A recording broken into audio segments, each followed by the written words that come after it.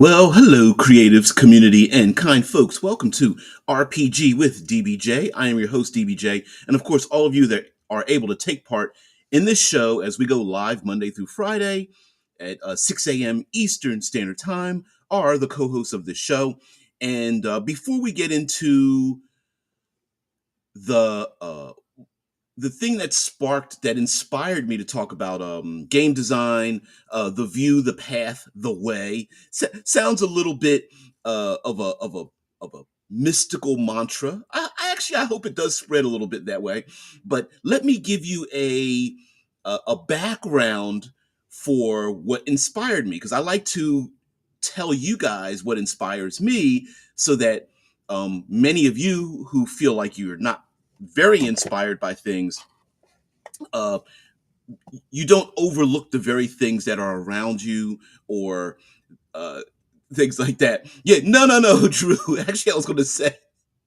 So, thank you very much, there, Drew. Drew says, "Hope I was yesterday not too antagonistic, since I'm a little fed up with all the nonsense criticism of the Acolyte." Actually, to be honest with you, I was thinking about it, and I was like, hmm, this older upset fanboy, got his panties in a bunch. It was just like, this show is stupid, it's affecting my childhood. Fold arms, pouty lip, right? And I thought about it, and I was like, why do I feel this way? Like, because I normally don't get caught up in that kind of thing. But on a bigger picture. Anyway, yesterday, if you guys don't know, you can take a look at the episode from yesterday. We talked about the Acolyte. Uh, I brought up the Acolyte writing versus the House of the Dragon and whatever. Anyway, I got into a little bit of a rant and was all like pissy about it and stuff. But it made me think about it, because I like to be introspective. And I was like, well, why do I even like? I don't even normally even talk about this kind of bullshit, right? I'm normally a bit more holistic, and to be honest with you, it wasn't really me ranting. I was just talking about differences, and I love pulling these ideas into tabletop role playing games. But yeah, my color is summer. I don't know if you guys remember that from the 80s. There was like a color fashion trend thing from the 80s as well, where it was like colors and makeup. You had to figure out what season you were, and though that kind of clothing fit your body. I'm a winter person or whatever. That was a big 80s thing. But it did make me think about the idea of um, the television show The Acolyte, to me, and this isn't a criticism of the show. Actually, this is the show brings up questions, and I'm a person who loves big questions. I love a show or any writing, graphic novels, any creative endeavor, art, dance, so on and so forth. Um, and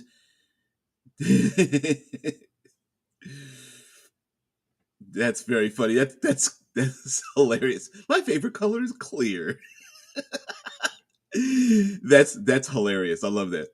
Um, but I like a thing that makes me question and brings up big questions and makes me wonder what's going on. And the show The Acolyte is one of those shows. I was I mean, some of the questions that were brought up to me were, well, damn, the Jedi kind of like an organized crime family kidnapping children from families, just doing it very politely, you know. um and there's other questions involved in it, but it made me think that in tabletop role-playing games, a lot of indie games do a thing that I love that they're doing, and I wish more of the more mainstream modern games would do this thing, which we're going to talk about: the view, the path, and the way. So put on your favorite put on your favorite Birkenstocks and bleached linen robes and light your incense. We're going to talk about the view, the path, and the way. It isn't that deep, by the way. So, what do I mean by the view, the path, and the way? Simply put, when it comes to game design, explaining what the hell your game is about. And oftentimes when we pick up a mainstream game, yes, Dungeons and Dragons, Wizards of the Coast, and blah blah blah, and other highly ranked games, sometimes they don't we all infer what the game is about because the game itself doesn't tell us what it's about in plain upfront language that we can understand. Here's a good example of some indie games that I've read, and in the introduction, it tells us what it's about. And I will explain the differences between the view, the path, the way. So, a very popular game. Actually, I'll even bring up the visual of this. Let's see, Tales the Loop. Let's get some images here. What's a really good? There we go, because that's the cover of the book. No, we don't want to go to Amazon. Sorry. Freely Publishing. All right, here we go. So there's a role playing game known as Tales from the Loop, and Tales from the Loop is a game about you're adventuring children in the 80s. There are other games that are similar to it. Kids on Bikes is another one. Off the top of my head, I can't think of other childhood based games that do the similar thing. But I know in Tales from the Loop, you literally have game points based on the age of your character. So if you play a 9-year old, you spend 9 points to make your character, and then you have, I think, up to um, your character ages out of the game when you turn 18. And so older characters have less, they build their character with more points, but they have less like luck points. Whereas the younger kids have more luck points because you have extra points, dice that you can use for your extraneously. And in this game, Tales from the Loop, they explain right up front a number of aspects of the game world, and explains it to the players straight up front to you to let you know what to expect from the game. So, what is the view, the path, the way? Well, the view, just in my description, is what is the world about? If you took a wide view of this game, what is it? Is it cyberpunk? Is it neo-Victorian? Is it science fiction with a twist? Is it dinosaurs plus the Catholic Church? Is it you know, is it modern day, but I don't know. Ancient Egypt still exists today. Is it what is your game about? And giving an elevator pitch in many ways. Like, here are my top 5 and 6 things that this game is about, and what is the same, what you'll find familiar, and what you will find odd in your world. And to be upfront about what your game is about. Let's see,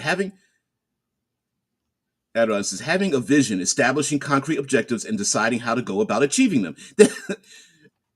Damn it, oh god, I need to hire you. Yes, that is exactly what it is. The view, the path, and the way. What's the view? What's the game about? Just in general. And you can be as specific or as generalized as you want. This is a sword and sandals Bronze Age fantasy game in which mythology is real. Elevator pitch, okay? And then you could add some extra things in it. Also, we have, I don't know, ancient Greco-Roman warriors riding on dinosaurs, and they also have laser guns, right? You may put that in there as well. What's the view? The path. How do we get there? One of the elements that they bring up in Tales from the Loop, which is why I brought this up here, is it says up front, you're playing children, you won't die, your characters won't die. Death is off the table. Now, your characters can be removed from the game, which is essentially what death is in role-playing games, but your character won't die. You might be put on punishment, you might get suspended from school, your parents might move away. Those things may happen. You might get put in the juvie, but your character's not going to die. Straight up, we're just going to let you know right up front, characters won't die. Here's another thing that Tales of the Loop tells you in the opening pages. It says, parents and the authorities are, they will not help you. they are disconnected, and despite your protestations, your desire for them to get involved, you cannot go to the adults to solve a problem. It's up to you as children. And is that realistic in a air quotes realistic manner? No, it isn't. If kids find a dead body somewhere, A, they should absolutely positively run to the authorities, and B, the authorities should get involved if some children start talking about them poking a dead body with a stick, right? But in this game, no, that's not a thing, despite the fact that these children are going to involve themselves with aliens and Cro-Magnon people revealed, dethawed, or AI systems, or a robot that just wants to be friends, and all this kind of stuff. It's what it's about, and that's what the game is about. If your game, you could state right up front, hey, there's an apocalyptic event. You're As players, you cannot solve this post-apocalyptic event. Just state it up front. Let people know, in your world, this Greco-Roman dinosaur riding laser pistol, world, the people here don't know how to build this technology. So this is a Bronze Age world with some technology, but that technology has been lost to the ages. Numenera. Numenera explains to people, this is the ninth world of Earth, 9 million years in the future. Why the hell hasn't the planet fallen into our sun yet? You don't know, but it hasn't happened, right? This gray powder that's everywhere that is supposed to be nanotech, maybe, kind of, sort of. Yeah, that's it, it's so advanced that we just consider it to be magic, right? They explain this to the world, and so we have the view, we have the path, and the way might be game mechanics. What intended and unintended consequences of the game mechanism, um, how will we introduce and interact with the mechanisms of the game? In the OSR, they talk a lot about, we've heard the interpretation and sometimes misinterpretation of collecting, going in dungeons, getting gold in the OSR, right? It's the classic. I'm going to make Fightor. Oh, I'm going to make Cleric. I will make Thief and or Rogue, and we're going to go in dungeon and get gold, right? And on its surface, it sounds like very mercenary. Like, I like games with a little bit more interaction, and I like games that have more drama and soap opera bits into it. I'm not, going into dungeons to get gold. Kind of that sucks. But there's a side byproduct of the OSR about getting gold, and by focusing on gold as experience, it means killing monsters isn't that important. If you can get the gold without getting in a fight, that actually makes you a badass in the OSR. It's like, no, fighting monsters is not the point, right? Now, other games may say, hey, you're going to go from zero to hero. Um, in Vampire the Masquerade, you're going to play a emotionally driven, traumatized, undead creature who thinks it's human, and you're going to interact with the world being pushed and pulled in directions you don't want to be, and you're going to fight against yourself just as much as fighting against the rest of the world. Yeah, a few million years are nothing. The sun will become an issue in a few billion years. Yeah, well, I think there's a point at which I don't even know this. When when will the Earth fall into the sun? No, no, not AI generated. Um, I hate these AI generated answers. 7.5 billion years? Oh, it is in billions. Yep, yep. It is in billion. It is measured in billions of years, and I think Numenera says it's a couple of billion years old or whatever. I can't remember, but but um but yeah, you guys get the point. Where I think when we're designing our games, and we've heard the idea of using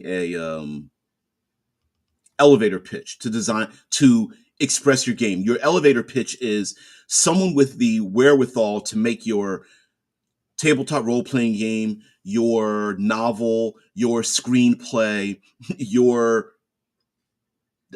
fashion, dance routine, whatever it is. You meet them in an elevator, and they're willing to listen to you. You have the amount of time it takes you for you to go from one floor to their exit floor to explain your idea. And that absolutely positively is necessary. But to get a little bit more detail, when we open up a role playing game, let me see if I can find one nearby. Just as an example, this happens to just be near my uh, computer, but this is a book two. There's book one and book two of Everway. This is a tarot card inspired game, diceless role playing game. And in this diceless role playing game, they explain to you that you you will engage in the world with fate, fortune, and drama. And that's how the game is adjudicated. And so for me, the view, the path, and the way is, well, how will we be rolling dice? Will the dice tell us how we will adjudicate success and failure? Is there an economy that will happen? Like, will we be spending hero points, fate points, inspiration, moxie, willpower points, whatever? Will we be expending them and gaining them? In again, in Numenera, I'm bringing it up because it just happens to be on the top of my head.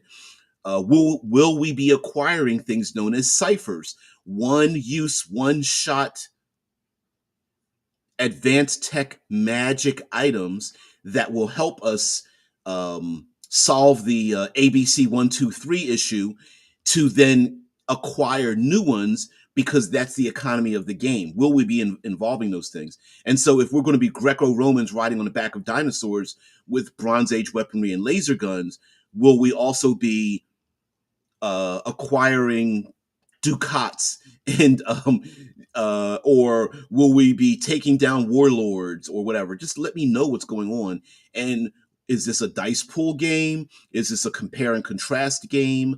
Is this less about how fast and strong and intelligent my character is and more about my character's feelings or connections with NPCs? Let me know. And so in game design, I think sometimes we can make an assumption about a thing, and that thing may not necessarily be true.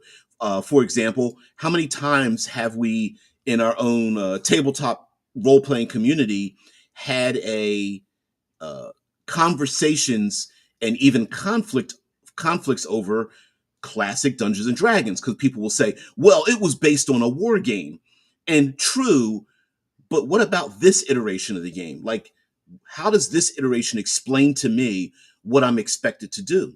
Um, and I feel like in many ways, Dungeons and Dragons uh, doesn't necessarily narrow down what we are to expect to happen within this game. Is this a resource management game? Well, let me know it's a resource management game. So let's go backwards a little bit with the view, the path, the way. So the view essentially is, what is your game about? Are there, and be upfront, if sometimes familiar tropes and familiar things are actually a good thing. If I know this is a post-apocalyptic world of survival, that's good enough for me. I'm like, oh, okay, I get it, right? Hey, let me pull something else. Hey, Rocky, watch me pull a rabbit out of my ass again. Sorry, old manisms. Maybe this is about dragons, and dragons have devastated, taken over, dominated.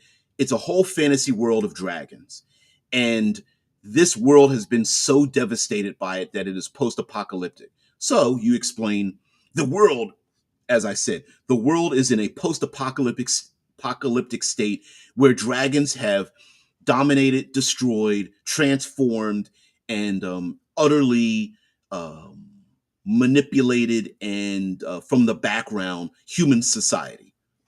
Perfect. That's all I need to know. Dragons control everything. Great. Okay. Then maybe number two might be when you play a character. your character will have strong feelings about the existence of dragons. Are you a sycophant of the dragons? I like that word. Anyway, are you a devotee of the dragons, worshiping them, thinking of them, worship, worshiping them as a pantheon of gods? Are you a dragon hunter, hoping to slay and kill them? Are you a, I don't know, a dragon envoy, diplomat, speaking on behalf of one or more tribes or dragons? Yeah, Death Angel. Yeah, they need to keep their food plump, right? Are you, here's another thing you should bring up front in a game. Hey, this game includes elements, and I get it. Some people, we have individuals in our role playing community that get upset about explaining sensitive topics, but explain those sensitive topics in the sense of this game includes those sensitive topics, should be stated up front. And that way, that keeps people from bitching about the thing. Hey, in this game with dragons, oh, you've got cannibalism, murder, killing, slavery, all these kind of things, and it's in this world. Expect players to be morally gray when players may have origins in which they have rounded up humanity to feed to the dragons that are devouring themselves and gorging themselves on human society. Okay, it's in the game world. I read it and I go, yeah, this isn't for me. Or maybe your game is very comedic, lighthearted. You're all playing furries in a world where death is off the table. Okay, then I can look at it and go, this isn't for me. Now, does that stop people on the internet from bitching about a thing, even though they've been told about that thing? That still happens, right? I remember back during the heyday of the Big 19, and I'm a person of a certain age, so my wife and I love cruising here from the U.S. We go down in the Caribbean, and there were people on the cruise ship of visitors complaining about the fact that the cruise industry had a very hard and fast rule about wearing masks. And I was just like, but you agreed to come. You know that was the rule. They sent out that documentation to everybody. You agreed to it. Don't bitch. If you agreed to the thing, don't bitch. True, you're so funny. Said, nah, I'm not playing morally gray. My conscience will be clear. I simply do not use it to keep it that way. Yeah. Oh yeah, yeah. Oh no, I'm not conflicted. Sociopathy and psychopathy. Sure, no big deal. Let me write that on my character sheet. I have a 10 rating, and everyone's like, ooh, I don't know, but you get the point, right? Let people know up front what your game is about. In and and I think be honest about what it is. If you expect players um to confront moral and or ethical issues in your game world, then this is where your view, the path, and the way comes in. Sometimes we get caught up in mechanisms like dice pools and probabilities and things like that. Let people know. Let them know up front. Like, well, we used 2d6. We used a classic gambling 2d6 mechanism because the uh, I was about to say I literally lost what the probability ranges are. The curve of probabilities, and the reason for using that is so that blah blah blah. Rolling 2 and 12 on 2d6 is rare, but we want that to be a rare occurrence or something like that. We're using a d20 system because the ups and downs and probabilities of getting the very highs and very lows should be surprising and shifting and changing in the dynamic of what's happening. We want the game master to do. My game has far too many random tables in it. Why? So that even when we're playing, you can cultivate your game and massage it to be something new, or as a game master, expect to be surprised, even yourself, when at the gaming table you roll the dice and find out that something new is happening, right? play to find out. My game doesn't have pass or fail. It has nuance in terms of you can succeed with complication or fail forward. And we are playing to find out what happens next. Those kind of elements in your game design. And to just think about it. And even if you think about it and go, yeah, it's not really that complicated, then me as a consumer, let me know it's not that complicated. No, this is a very simple pass fail system.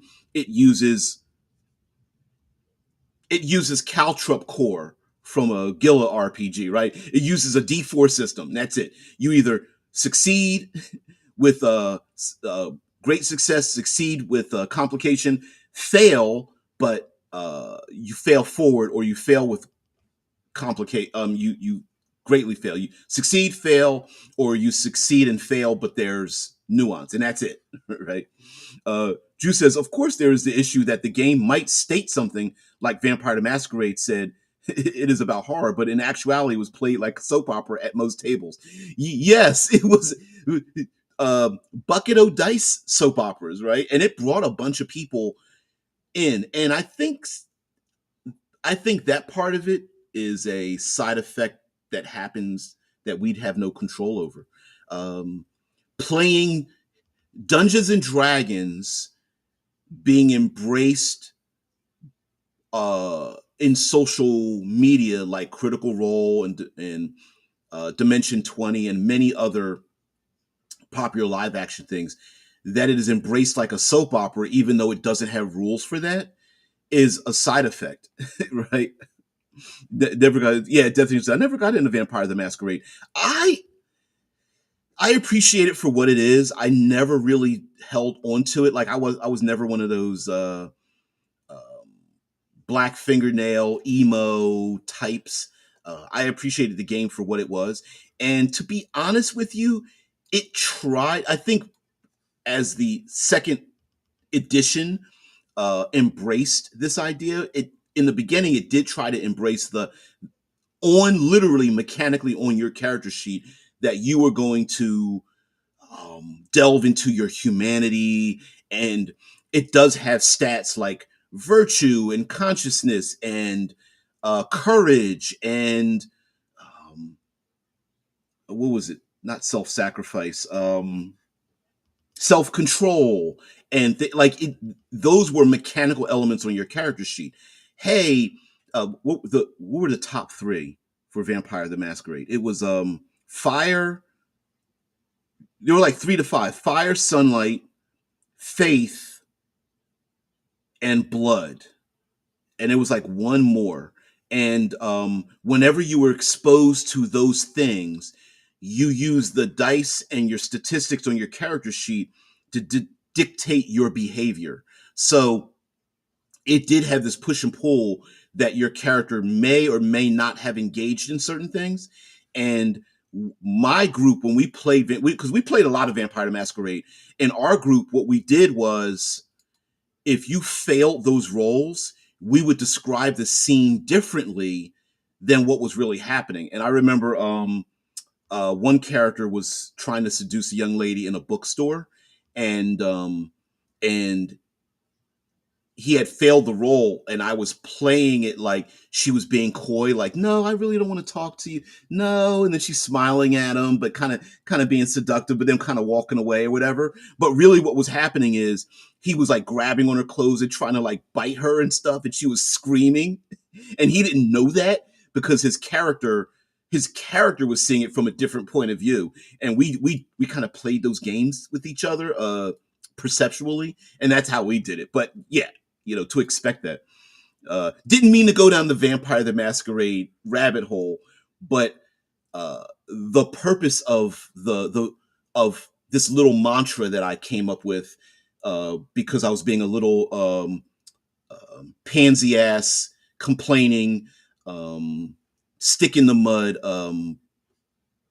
gatekeeper for Star Wars or whatever yesterday, made me think, like, you know what, when we design games, I think an important part, especially in an indie game, this view, the path of the way, has been embraced, and I wish more games did it. And if you're designing something, to really think about the, like, what is your game about, let people know up front, um what's the reality of your game world? And when I say reality, like if your game is about playing children, can the players just run to the police or the adults, their parents, and solve the situation? Well, no.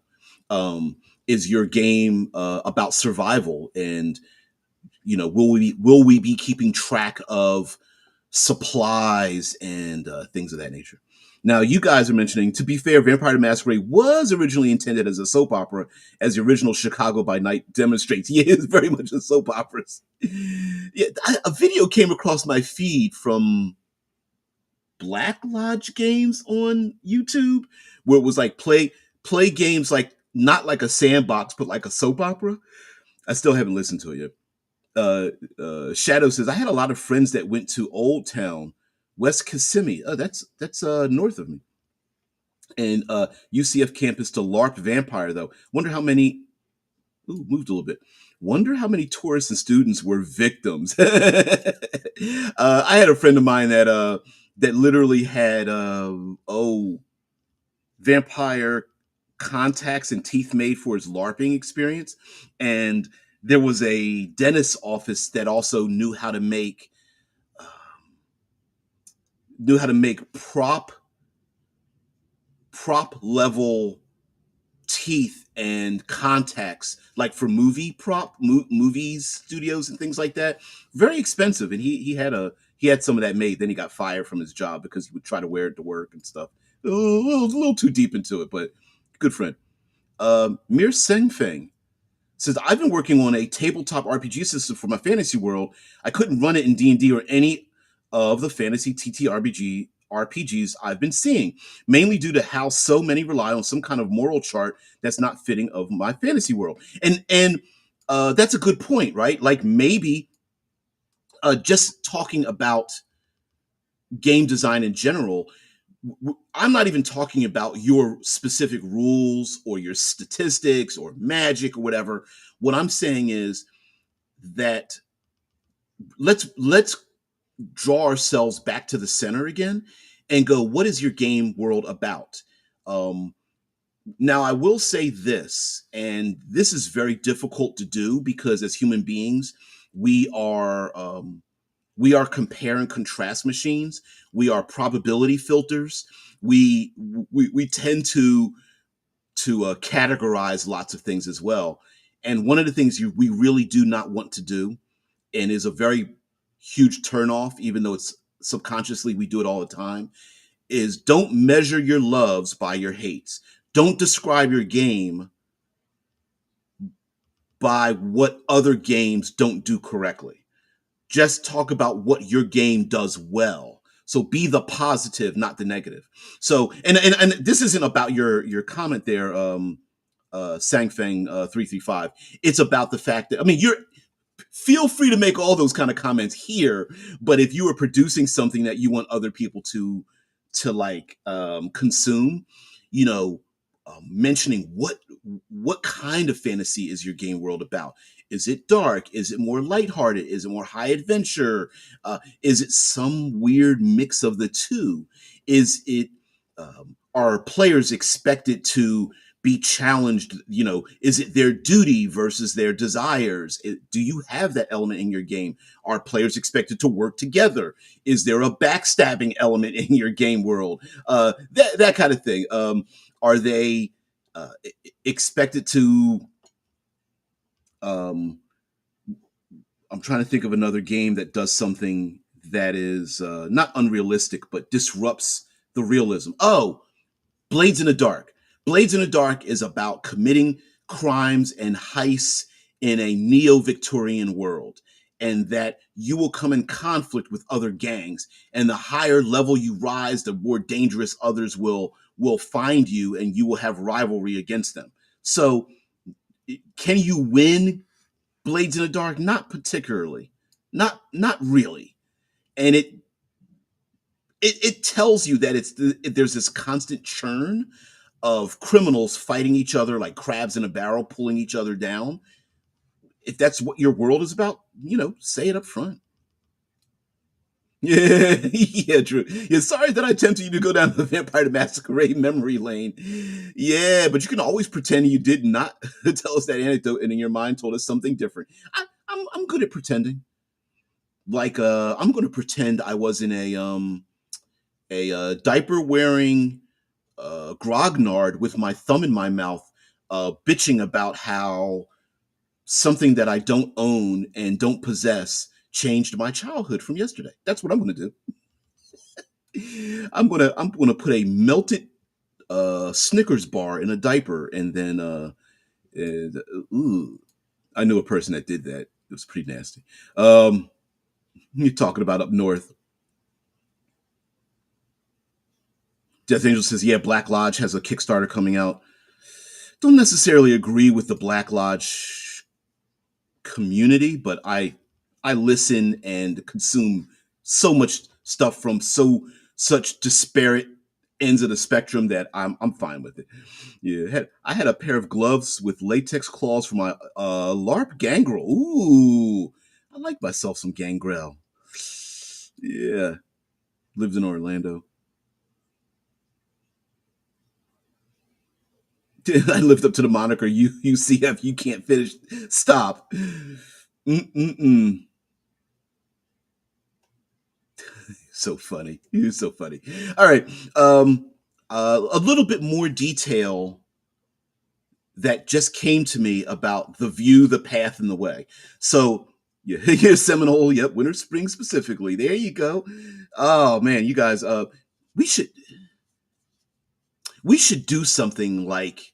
I love, since so many of us are from different places, and yes, half of us are here from the states, but so many people from across the pond and around the world have different interactions. I'm going to have to figure out a way to draw that in, because there's whole channels devoted to, hey, I live here. What is it like to visit this other place, right? Or I just moved to this new place, and you'll be surprised what we have here. I like that kind of stuff because it really does tell us a lot of world building. But getting back to tabletop role playing games, um, the the the view about what our game is about, the fantasy realm of, it doesn't have to be fantasy, what your game involves, what kind of conflicts are happening. If your game is Mad Max and Fury Road and all this kind of stuff, it in that world, you're not going to. It's unimportant how the world fell. It just says humanity killed the world. Great. Okay, we understand what that means. You don't need to go into a lot of detail about what that event, how that event happened or came about. Um, you may want to describe in your world, maybe there's a mystery. Yeah, Tennessee is a lot less flat than Kissimmee. Uh, um, Florida's pretty damn flat too, because it's technically a swamp. But us in the Ohio Valley, we're pretty flat as well. We're more like a bowl, because it is called a Ohio Valley. My driveway has a steep grade. Are you being funny about education? Yeah, Tennessee's it's hill country. Tennessee, Kentucky, northern Atlanta, northern Georgia, a lot of hill country. Yeah, maybe a little bit more than just hills, but yeah, Appalachia, that whole area. The If your game world is something like that has a mystery that won't be solved, maybe stating that up front is a good idea as well. Like, I don't know. Let's go back to the proverbial dragons have taken over everything. Is there a reason why? Ah, there you go. Yeah, the Smokies. Yeah, for those who do not know, the Smoky Mountains are called the Smoky Mountains because not only are there very few flat places, and that's that's generally speaking about mountainous areas, right? There's a lot of roads that have curves and cut arounds and things like that, but nearly every day, the moisture in the air, the clouds fall down into the valley, and it looks like smoke in the mountains, which is why it's called the Smoky Mountains. It's a mist and fog, and the fog lifts and things like that. But yep, it's a rainforest.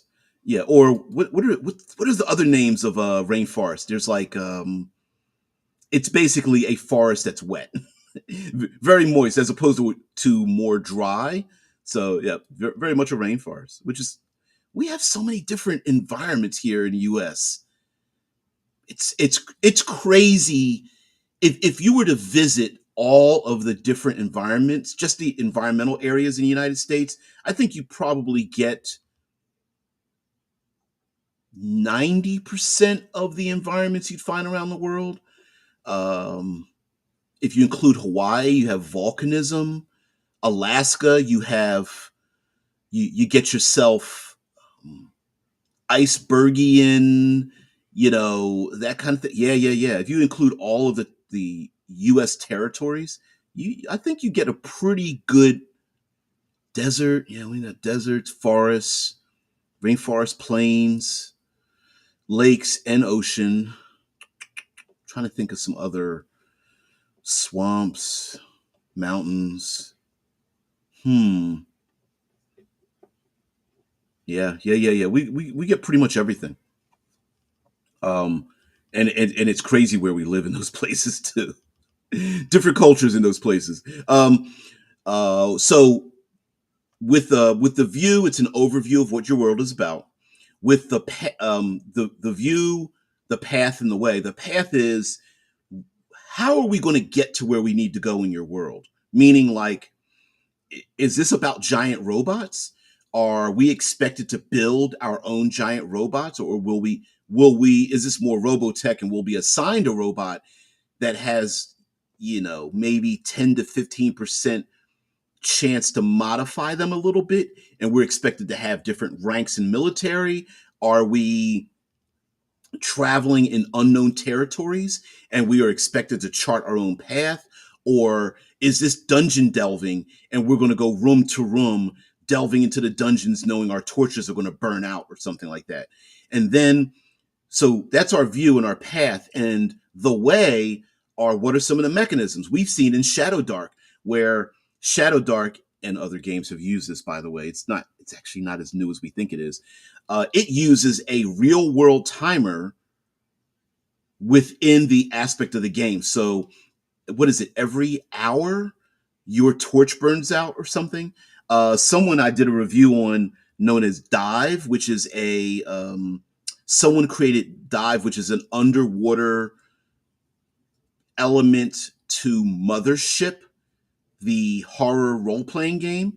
And in Dive, you play someone who is underwater deep sea diver, and every half an hour, one of your air tanks goes out. So when you become a deep sea diver, you as players, you may say, well, we have 8 air tanks, and every half hour in the game, one of those air tanks goes out. Now, again, like I explained before, this doesn't necessarily mean this is true realism. We're playing a role playing game. What is it is establishing is, say, for example, your food runs out, your air tanks run out, your torches burn out. You know, some people don't like the idea that a meta aspect of a role playing game is having a real impact in this world, because they're going to say, well, why did my air tanks go out? There's no reason for it to go out. But in a horror game, maybe one of the air tanks sprung a leak and you didn't notice it, or you accidentally brought an empty tank instead of a new one, or the tank that runs out falls down into a crevice and you can't retrieve it, right? We can come up with reasons why, just like in playing a game when you're playing children, when you're playing role playing children.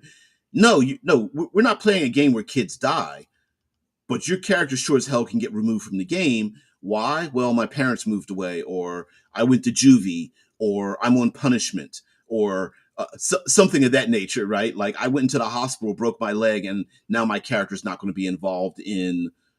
uncovering if Old Man Whitaker really is a necrophiliac or something in his basement or whatever, or so I don't know. So I had to pull that out of my ass. Maybe that shouldn't be it.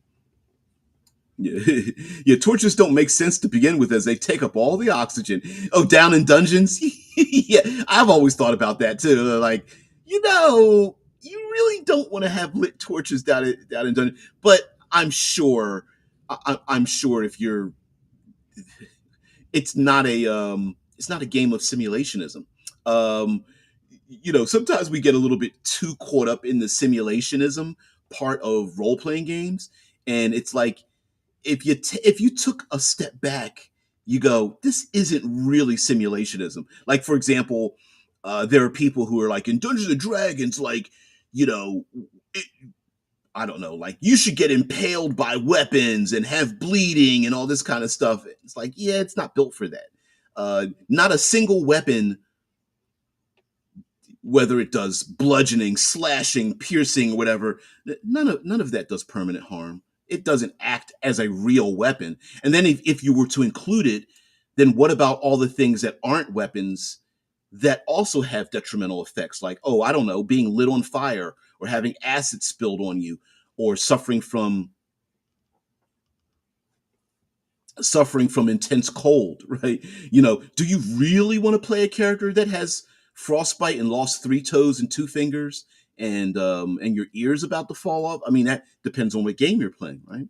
Um, and lastly, with the view and the path and the way, stayed up front because I wanted to bring this. Maybe I'll do this on Monday. I wanted to talk about reward systems. So, going to bring up Everway again, and yeah. Oh shit. Yeah, Gary Gygax was very fond of pole arms. Oh, hell yes.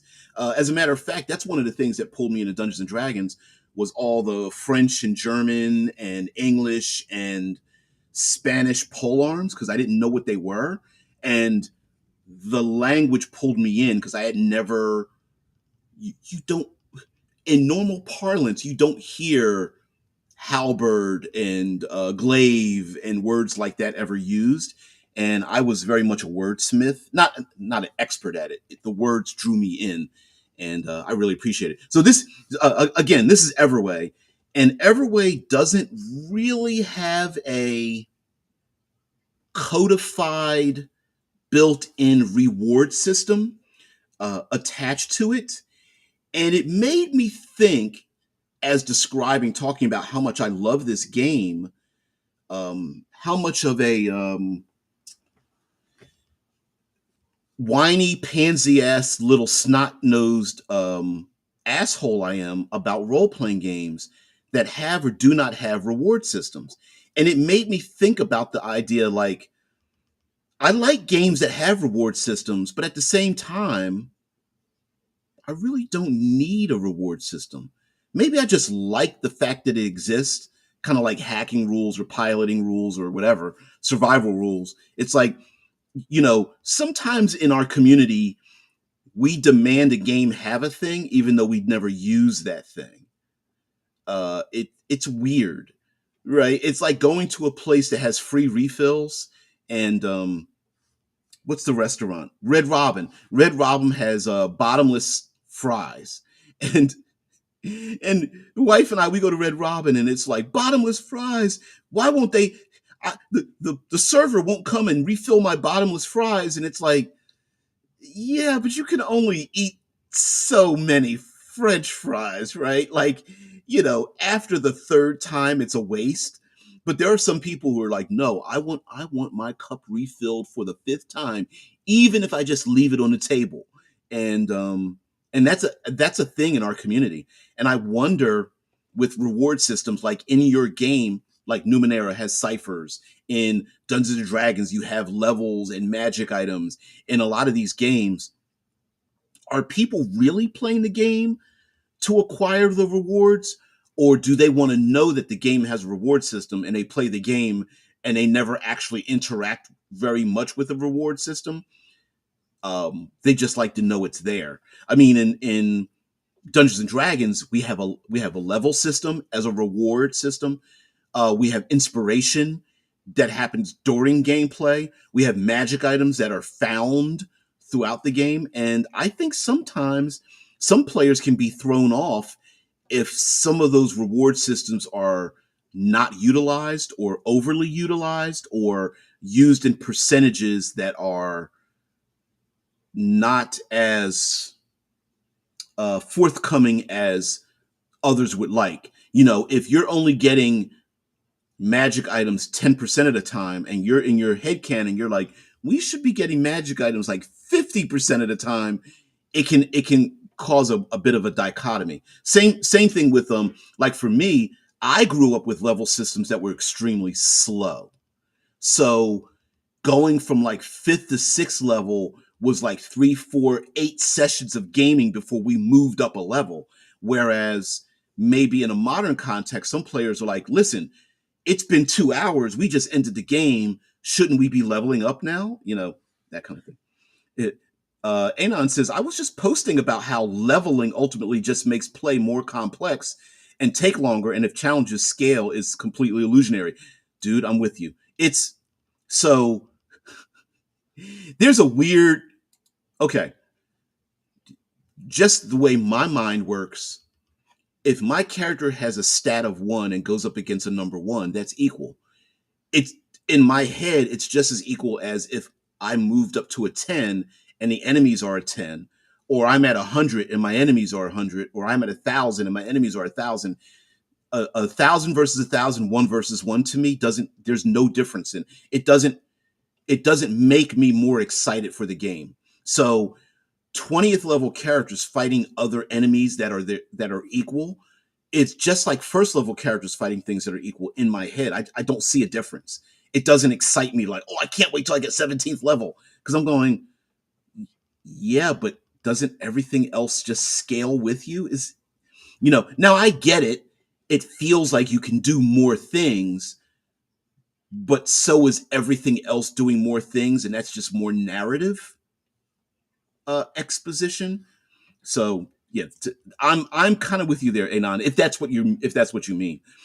Death Angel says Shadow says, I don't know. I've had seasons where it seemed like we were playing a tabletop shopping and tavern crawl simulation sessions. Oh, sessions. Yeah. Yes. I've listen. I've played games where, and I hate it. In hindsight, it was completely foolish. But shopping sessions and tavern sessions are so common. And I wonder, is that a feature or a problem? Because there's some game masters, wardens, flame tenders, keepers out there that are just like they're just bored. They're like, oh, here we go with another shopping session.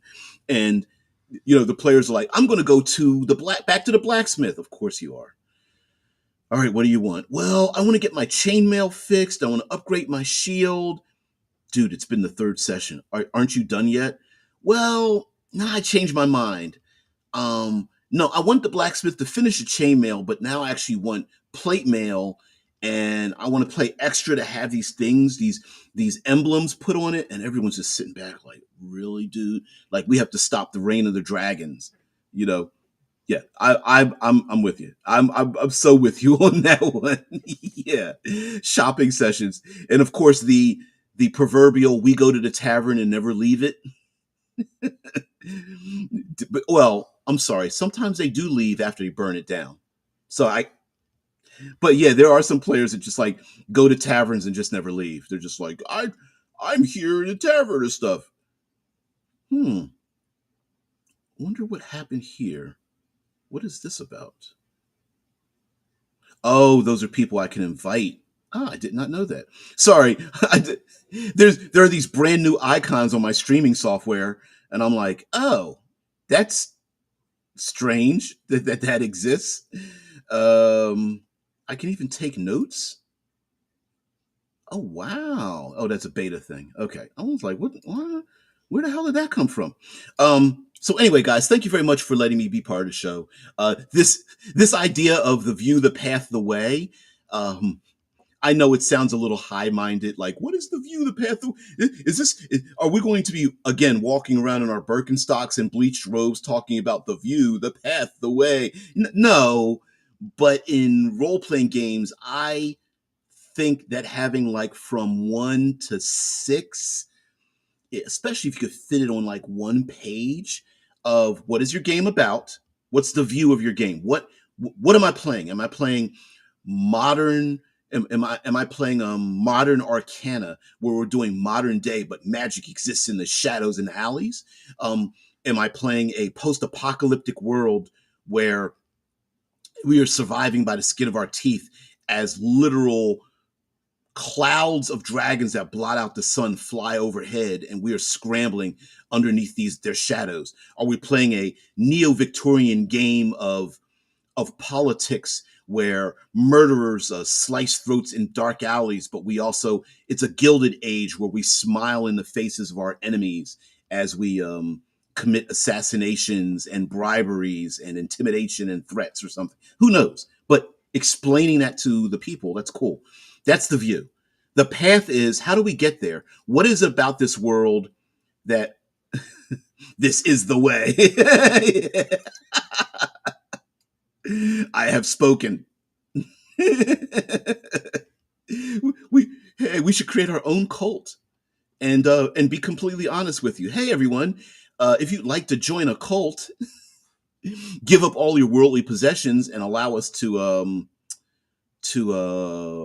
boink your significant others. You are invited. Yes, lots of boinking, but only of us, because we're going to be founding members of the cult, and we don't, lower members never get the benefit of that. It's always the higher level members that get to do the boinking. um and oh, YouTube, by the way, boinking is the activity of what's the bouncy ball thing that had the handle on the front of it back in the 80s?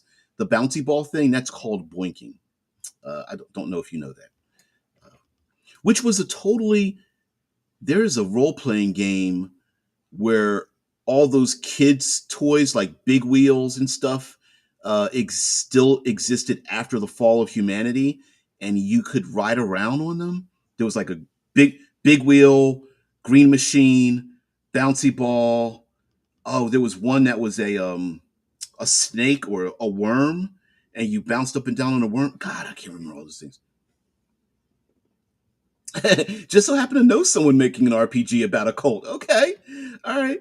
But yeah, so the view, what is your game about? Um, the path. How do we get there? What is it about going down this path? Uh, what are the guardrails? If you're going down a path, what are the guardrails? If you're a child, can you rely on the adults? No. Is this apocalyptic uh, zombie infestation? Will we ever find out or solve the zombie infestation? Probably not in this world. Will we ever get rid of all the dragons that are flying overhead? No. These are the guardrails in a path. What can we do? What do we do in this thing? Well, we collect resources. We make jokes. We engage in soliloquies and what's the other one? Soliloquies and I was about to say monotones. My brain's not working. We confront our emotional state. This game involves loss of sanity and fear. This game has backstabbing in it. Um, this game involves working together with communities because you must build connections with communities because that's where your points may go. Now, from the path we go into the way, and the way is far more mechanical, where we're going to talk about points and dice and rules and even explaining. Thank you very much, Drew, who brings up the fruitful void. Maybe your game doesn't have rules about a thing, and we are expected to come to a consensus on how to resolve a thing. There are many games now that have gotten rid of perception, charisma. Um, I'm trying to think of some other thing. Resource. Um, uh, uh, uh, Encumbrance, resource management. The game will just say something like, listen, we are not going to worry ourselves about encumbrance. We're just going to use the rule of common sense. Now, if you pick up this game and go, I know some people that abuse the rule of common sense because they carry around 7 goblin swords and 16 helmets and 4 shields and 6 weeks of rations, and they think that they can just like, well, that's in my left pocket, and on my right pocket I have, because there's no rules against it. So again, what is the way of your game? Will we be rolling dice a lot? Will we try to avoid rolling dice? Sometimes, even in the description of your game, you can even tell people how to game the system. In my system, I'm letting people know it actually is more beneficial for you to not roll the dice. Like having a discussion, telling people, everyone at the table, what you plan on doing, and then resolving it is far more beneficial than rolling the dice. So, yeah. Death Angels says, TLG was talking about how many game systems push level advancement too quickly, yet at the expense of story. Yep. I've heard levels 1 through 5 are generally the most played, and rarely do games extend beyond 10th level. That, and you know what? There's a weird, um, again, in our community, and maybe we'll talk about this next week as well. Like, there's no we have accepted in Dungeons and Dragons that level systems go from 1 to 20. There's no reason for that number to exist, except for the fact that someone picked an arbitrary number and said, we're going to go from 1 to 20. So there are games out there, I think like 13th Age has 10 levels. There are OSR players that have something known as, I think they call it E6, but it's like you play the game and your characters only advance up to 6th level, but everything else in the world keeps it is still its same level, so it makes it far more lethal for the player characters when they acquire new things. Like, no, my wizard's gaining more spells, but our hit points, our advancement stops at 6. So it's like I'm getting better at things, but I'm not getting tougher at things. And yeah, it said, are you talking about castles and crusades? Originally didn't go past 12th. They added a 13th and beyond section. Shadow Dark only goes to 10th level. Yeah, and here's the thing, like you can divide things up any way you want to.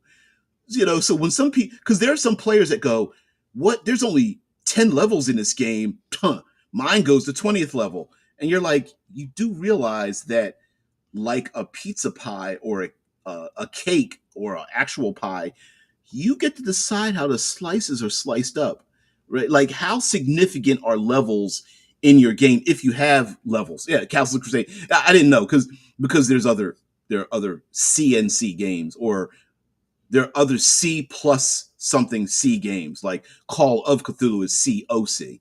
We often called that way. Crack Castles and Crusades. There's a video game series that's CNC that I can't think of right now off the top of my head. All that kind of stuff. But yeah. Swords and Sorcery is another one. SNS. TNT Tunnels and Trolls. M&M Mazes and Monsters. There's so many of those out there. There's some other D&D versions as well. I can't think of the modified D&D versions. Not that's not Dungeons and Dragons. Uh, yep.